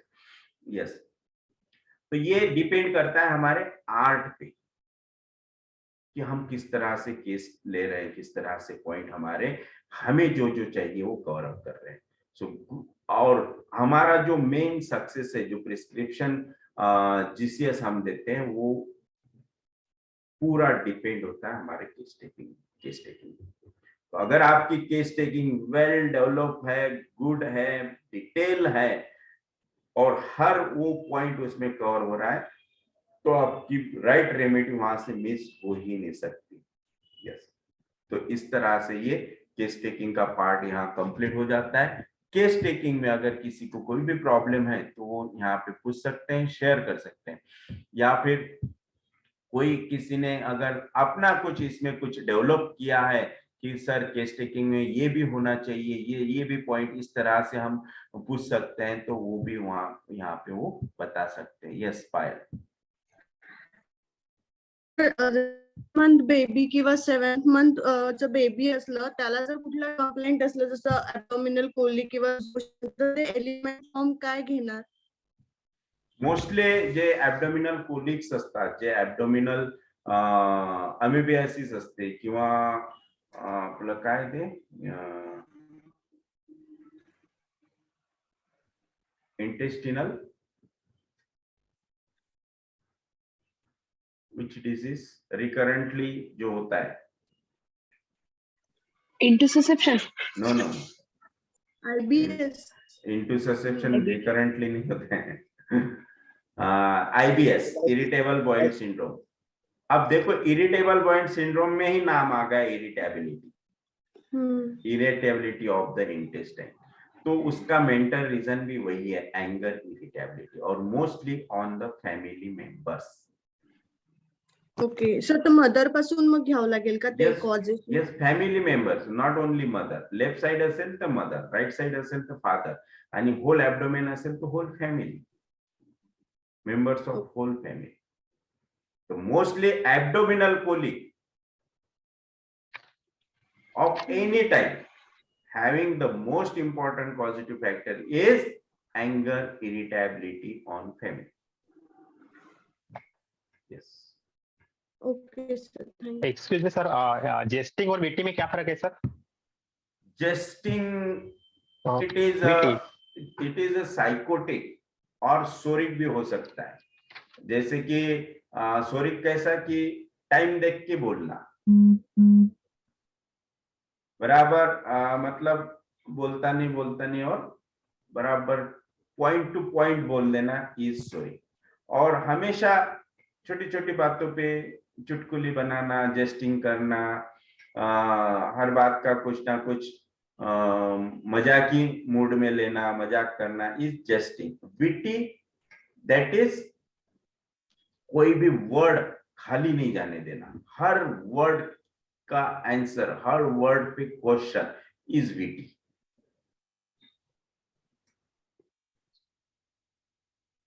For example sir? Witty Kapil Sharma. Witty वो कौन? तो बैठी रहती है, क्या नाम है, कौन सिंग करके है, जो चेयर पे बैठी रहती है? नहीं, अपनी ये कॉमेडियन नवजोत सिंह, वो डॉक्टर भारती. डॉक्टर बनता था. Bharti is a witty. Kapil Sharma is witty. जो अभी ये गए, गुजर गए, राजेश ये सब पर्सनैलिटी विटी है.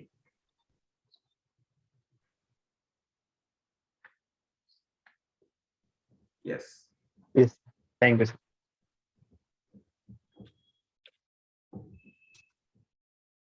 विटी सर का है में आगे साइकोटिक सिफिलिटिक का है. Witty psychosyphilitic. वो विटी सिपिलिटिक भी हो सकता है, साइकोटिक भी हो सकता है. Hello sir. यस. एक 10 साल का बच्चा है, उसको स्किन लेजन्स है, हर विंटर में आते हैं, समर में डिसअपियर हो जाते हैं, ऐसे उसको सिंस बर्थ है. तो सर वो बच्चा एकदम ऐसे एरोगेंट, रूड है. वो क्लिनिक में आया और उसकी मम्मी ने बोला मैम को दिखाओ, डॉक्टर को दिखाओ जो है हाथ पे लेजन्स. ही सेड कि मैं क्यों दिखाऊं, मैं यहाँ दिखाने के लिए थोड़ी आया हूँ. He answered like that. And उसके बाद में और फिर मैंने उसको पूछा कि आप, तुम्हारे फ्रेंड्स क्या बोलते हैं ऐसे तुम्हारे हाथ पर ऐसा है? तो बोलता है कि मैंने उसको मारा, बोले लड़के को. मैंने बोला क्यों मारा? तो बोले उसने मुझे बोला इसलिए मैंने उसको मारा, उसने मुझे किस लिए बोला इसलिए मैंने नहीं मारा. तो सर इसके लिए क्या लेंगे? डिफाइंड है, कंट्राडिक्शन इंटॉलरेंस. डिफाइंड है, एनार्चिस्ट है. डिफाइंड है. हाँ सर. इम्पर्टिनेंस ले सकते हैं सर इसके लिए? Lack of respect, rude person. Impertinence ले सकते अगर वो मारता नहीं है तो. ओके. हाँ, वो मारता नहीं है. अच्छा, राइट. और सर वो, हेलो. यस, बोलिए. हाँ सर. और वो हर चीज पे जिद करेगा, मीन्स लाइक ब्राइबिंग. अगर उसकी मम्मी बोलेगी कि आप ब्रश कर लो, तो ही सेड कि नहीं, मला पैसे दे, then only I will brush. उसकी मम्मी बोलेगी नहा लो, तो बोलेगा मुझे ये चाहिए, तभी मैं ब्रश करूंगा। उसकी मम्मी बोलेगी आज दवाई लेनी है, तो हर चीज के लिए सर वो ऐसे जिद करता है कि मुझे कुछ ना कुछ चाहिए, तभी मैं वो चीज करूंगा। तो यस ऐसा है। Yes yes. तो इसके लिए क्या लेंगे बताओ, कौन बताएगा? Sir bargaining. Yes very simple. और सर मैंने एक दिन एक केस का चर्चा किया था आपसे। जो राइट हैंड के मिडिल फिंगर में इरप्शन था, सोरियासिस हुआ था। तो वो एंगर सप्रेशन था। मैंने बोला था कि उसके दादाजी का तबीयत बहुत खराब था और बीएचयू में हेरिटेज है, वहां पे ट्रीटमेंट चल रहा था। फिर लोग बीएचयू लेके आए, तो वो पहले ही बोल रहा था कि अभी उम्र ज्यादा है, ठीक नहीं होंगे दादाजी, घर लेके चलो। लास्ट में बीएचयू में 6 दिन रहने के बाद वहां के डॉक्टर लोग भी बोल दिए कि नहीं, आप यहाँ से लेके जाओ, उम्र है, कोई भरोसा नहीं, एक दिन जिंदा रहेंगे कि 1 साल रहेंगे, आप इनका घर पे सेवा करो। तो लेकिन इसके लिए जो पेशेंट है ना, उस समय ही उसको सोरियासिस हुआ था राइट हैंड के मिडिल फिंगर में। तो उसको बहुत गुस्सा आ रहा था, लेकिन वो परमानेंट आना जाना ड्यूटी देना था उसको, और पैसे भी कलेक्ट करके उसको ही देना पड़ता था। पहले प्राइवेट में था, बहुत पैसा लगा, बाद में बीएचयू में है। तो उसको उसके बाद ही संभवतः वो सोरियासिस हुआ था। तो मैंने उसको ना उस समय स्टेफी दिया था 1 हफ्ते पहले, जो है स्टेफी 1M, लेकिन वो रिस्पांस नहीं हुआ। आपने उस समय आराम बोला था, लेकिन मैं दे चुका था उसको। अभी आज पेशेंट फोन किया था दवा के लिए, तो आज तो मिलेगा नहीं उसको दवाई। तो हम वही आपसे चर्चा कर रहे हैं, क्या करें वहाँ। नहीं, आप उसके बारे में जो केस चेकिंग किए वो सब देखो, और कुछ मिलता है क्या उसमें, देखो डिटेल में जाओ। देखो मनी की वजह से भी सोरियासिस होता है, अगर उनकी उस टाइप की अटैचमेंट मनी के साथ है, तो मनी के लिए उतने वो सेंसिटिव है, तो हो सकता है।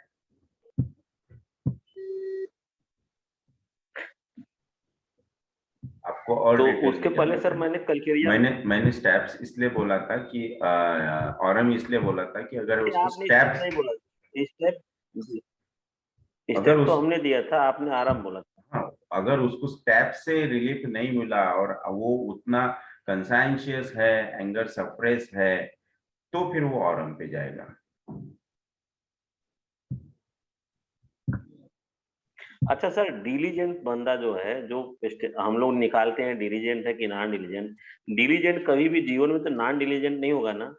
जैसे कभी कभी केस आता है, पेशेंट लड़के आते हैं, बोलेंगे हम 8वीं 10वीं तक रेगुलर पढ़ाई करते थे, घर की जिम्मेदारी रखते थे, लेकिन उसमें देखो 2 साल देखो बहुत अच्छा पॉइंट पूछा आपने, बहुत ही अच्छा ये क्वेश्चन है कि बहुत से बच्चे बचपने में कुछ नहीं करते, पढ़ाई नहीं करेंगे, पढ़ाई के लिए हर बार बोलना पड़ेगा, लेकिन वही बच्चे जब 11 12th में जाते हैं, घर से बाहर जाते हैं, तब वो बच्चे एकदम डिलीजेंट बन जाते हैं, बहुत पढ़ाई करेंगे। ये बहुत बार ये आपको देखने को मिलेगा। तो ये ऐसा क्यों? जो बच्चों को 10 तक बार बार पेरेंट्स को पीछे लगना पड़ता था, पढ़ाई करो पढ़ाई करो पढ़ाई करो, उनको लेके बैठना पड़ता, वो बच्चों को अभी बोलने का भी काम नहीं, पढ़ाई करो करके। ये क्यों डेवलप हुआ? Why that non-diligent child become diligent now?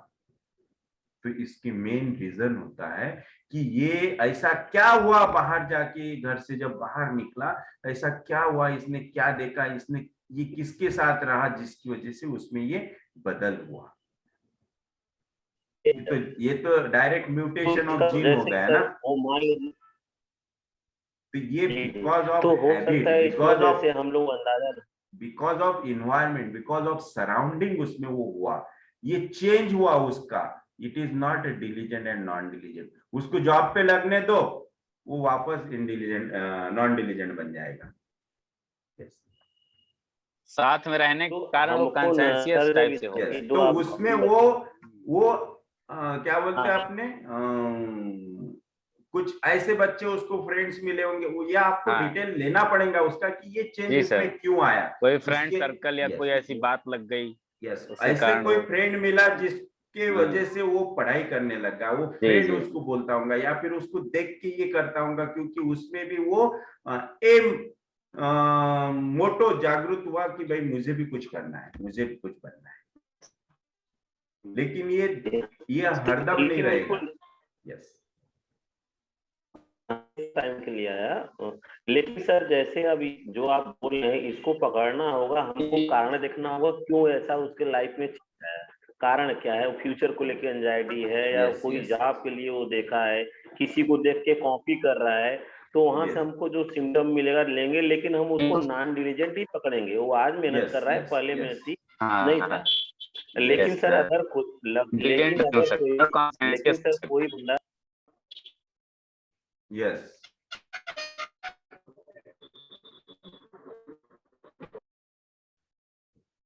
Yes, और कोई?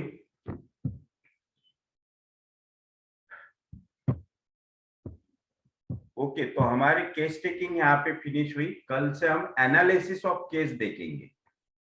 तो एनालिसिस, ये क्रॉनिक डिजीज में एनालिसिस, एक्यूट डिजीज में analysis, acute case analysis and chronic case analysis. तो ये हम अकॉर्डिंग टू मायाजम भी देखेंगे कि कौन से मायाजम में किस तरह से हमें केस को सॉल्व करना है। तो कल से हम ये एनालिसिस देखेंगे।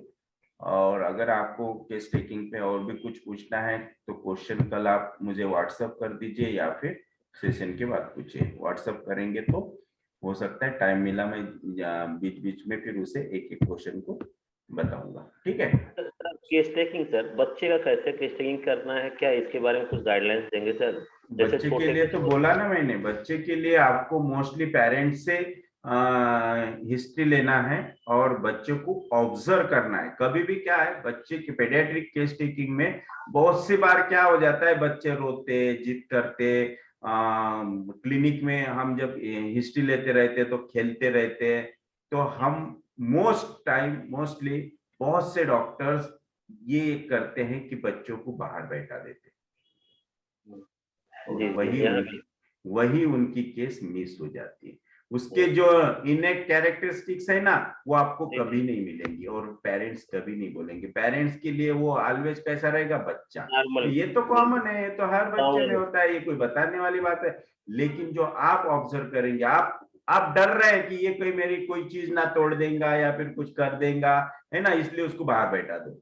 ये सबसे रॉन्ग है। उसको क्लिनिक में ही रखना, वो किस तरह से चीजें देख रहा है, किस तरह से हैंडल कर रहा है, किस तरह से वो मिसचियसनेस कर रहा है, किस तरह से वो बिहेव कर रहा है, पेरेंट्स के साथ कैसे रह रहा है, आपके साथ कैसे टोनिंग है उसकी, कैसे उसकी एक्सप्रेशन है, ये हमें ऑब्जर्व करना है। That is the case taking of paediatric और चिल्ड्रंस। सर जो सवाल था मेरा छोटा सा, जो लड़का बाद में डिलीजेंट बन रहा है उसका तो हम समझ रहे हैं नॉन डिलीजेंट है, लेकिन जो हाई स्कूल तक अच्छा पढ़ा है लेकिन बाहर जाके पढ़ने लगा, वो नॉन डिलीजेंट हो गया और पढ़ाई लिखाई में ध्यान नहीं देता है, जाता नहीं, क्लास नहीं करता है। अगर वो कोई केस लेके आ रहा है तब हम उसको क्या पकड़ेंगे? तो उसका वही लेंगे ना कि पहले वो डिलीजेंट था तो लेना है हमको डिलीजेंट। पहले डिलीजेंट, अगर वो पहले डिलीजेंट था तो डिलीजेंट ही रहेगा, पहले अगर नॉन डिलीजेंट है तो नॉन डिलीजेंट ही रहेगा। अभी वो किस वजह से डिलीजेंट बना ये आपको देखना है और उस पे रूब्रिक लेना है, इन चीजों पे नहीं।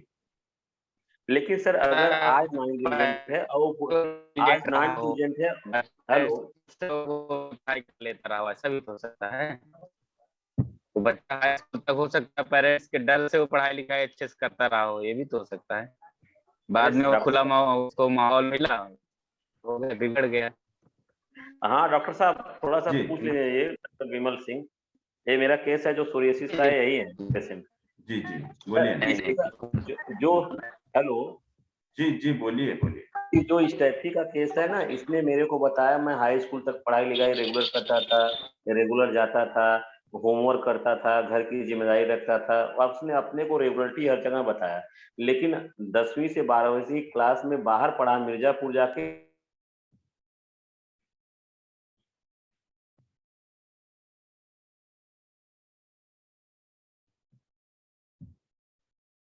किधर गए? बीच में स्टॉप हो गए। हेलो, क्यों आवाज चली गई क्या? Hello sir. जी आप बोलिए। हाँ सर, बोल रहे हैं ना, वो जो लड़का मैंने बात किया सुरेशिस का, वो लड़का 10वीं तक बोलता है कि मैं बहुत पढ़ने में अच्छा था, होमवर्क करता था, रेगुलर घर का काम करता था, सारी जिम्मेदारी देखता था, लेकिन 10वीं से 12वीं बाहर दूसरे जिला में रख के पढ़ा वहाँ पे, और उस समय वो रेगुलर जाता नहीं था, केवल रूम पे रहता था, कभी कभार जाता था।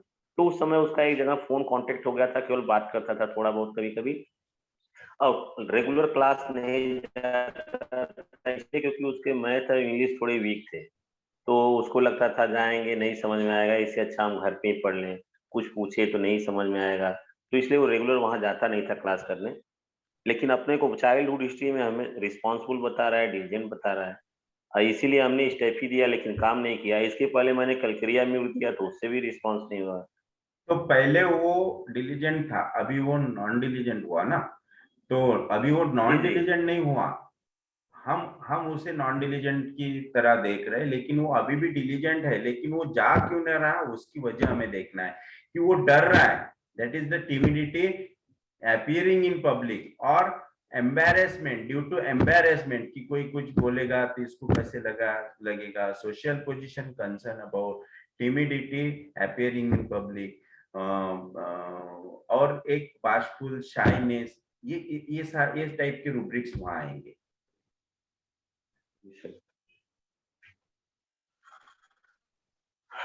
राइट? जी सर, समझ नहीं आया सर इस केस में क्या करें जो है। आपको डिटेल में जाना पड़ेगा, उसका जो पॉजिटिव फैक्टर है वो फाइंड आउट करो ना कि उसको सोरियासिस क्यों हुआ। उसने मेरे को 2 कारण बताया सर। उस समय फाइनेंशियल सारा पैसा इकट्ठा वही करता था, और एक था कि उसका मन नहीं कर रहा था उस हॉस्पिटल में रहे, वहां प्राइवेट में दिखाएं, इतने पैसे लग रहे हैं, वो ठीक नहीं होंगे, मैं जान रहा हूँ इतनी उम्र हो गई, 90 साल उम्र है, मरना ही है, तो घर वाले जबरदस्ती दिखा रहे हैं, तो उसको गुस्सा आता था, लेकिन ड्यूटी रोज अस्पताल में रहना उसी का काम था, और पैसे कलेक्ट करके जो है ले जाके पहुंचाने वाला काम था, पैसा उसी को कलेक्ट करना पड़ता था, उसी को देना पड़ता था, और उसी को अस्पताल में रहना भी पड़ता था। तो उसका उसने 2 कारण बताया कि हो सकता है मनी भी हो सकता है मेरे को गुस्सा लग रहा था, लेकिन फिर भी मैं ड्यूटी दे रहा था क्योंकि मेरा भाई अस्पताल में रहता नहीं, वो डरता है रहने से, तो मेरे को ही रहना पड़ रहा वहां था। पे एंगर सप्रेस भी है और फाइनेंशियल लॉस भी है, मनी लॉस भी है। तो इसीलिए सर मैंने उसको कलकरिया म्यूट 200 दिया था। वो सेंसिटिव है, ऑनेस्ट है, पतला है, मोरल अच्छा है, ये सब लगा के मैंने कलकरिया म्यूट दिया। लेकिन ये रूब्रिक्स लेके क्या मेडिसिन आ रहा है वो देखो, ये रूब्रिक्स लो, उसके बाद और उसकी डिस्पोजिशन देखो कि उसको ऐसा क्यों लग रहा है कि डिलूजन,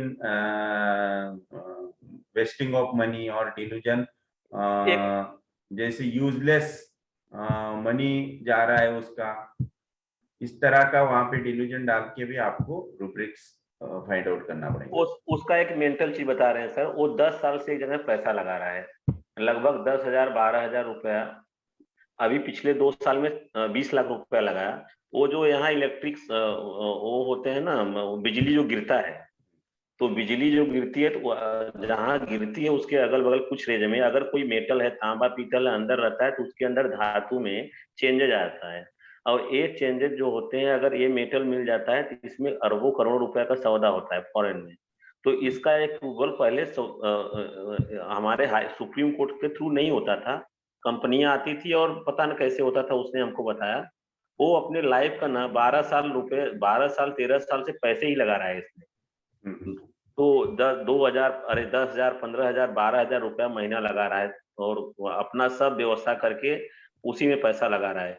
बीच में दो एक जगह 5 लाख रुपया उसका डूब गया, एक लोग को दिया था इसी में लगाने के लिए, तो उसका हाथ पैर कांपने लगा, फिर रिलैक्स हो गया जो है, कुछ दिन के लिए 2 साल के लिए छोड़ा था।